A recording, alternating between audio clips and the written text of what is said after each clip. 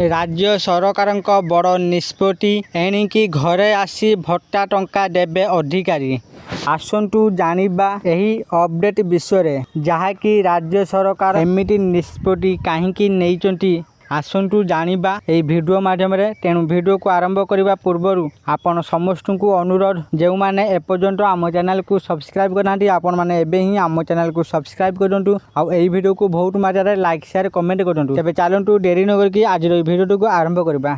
राज्य सरकार बड़ निष्पत्ति प्रबर ग्रीष्म प्रवाह को दृष्टि रखी राज्य सरकार देइचंती जरूरी निर्देश एणिकी आउ खरारे भत्ता पाई आउ पंचायत ऑफिस जीवाकू पड़िबो नाही। वृद्ध और असहाय को घरे दियाजिबो भत्ता टंका। राज्य में वर्तमान चालुथिबा तीव्र ग्रीष्म प्रवाह को दृष्टि रखी मधुबाबू पेंशन योजना MBPY अधीन भत्ता बंटन प्रक्रिया को नहीं ओडिशा सरकार गुरुत्वपूर्ण निर्देश जारी करिसेंती। सामाजिक सुरक्षा और भिन्नक्षम सशक्तिकरण विभाग प्रमुख सचिव सुरेश कुमार वशिष्ठों द्वारा समस्त जिलापाल को यही निर्देश पठा जाइए।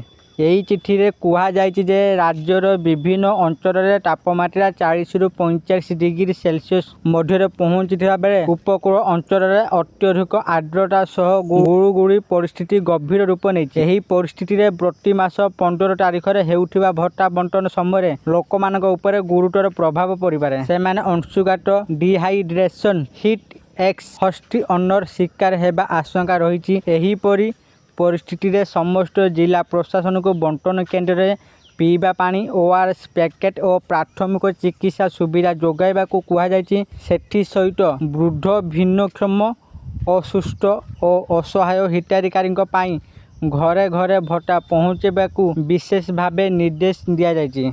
आशा करुँची आपण मानकु आज भिडियोटी निश्चित भाव में भल लगी आपण मैंने वीडियो देखी सबकि बुझी जाइए जे कौन पाई आउ कहीं राज्य सरकार एमिटी निष्पत्ति नहीं। यदि आपण मानकु ए भिडियोटी भल लगी था दयाकोरी ए भिडियो को बहुत मात्रा लाइक शेयर और कमेंट करूँ। आउ जो मैंने एपर्यंत आम चैनल को सब्सक्राइब करना आपण मानकु अनुरोध आपण मैंने एबे ही आम चैनल को सब्सक्राइब करूँ। आज ये फोन देखा आउ एक नुआ भिडियो से पर्यंत मु दीपू आपण मान विदाय नौची। रहुची धन्यवाद।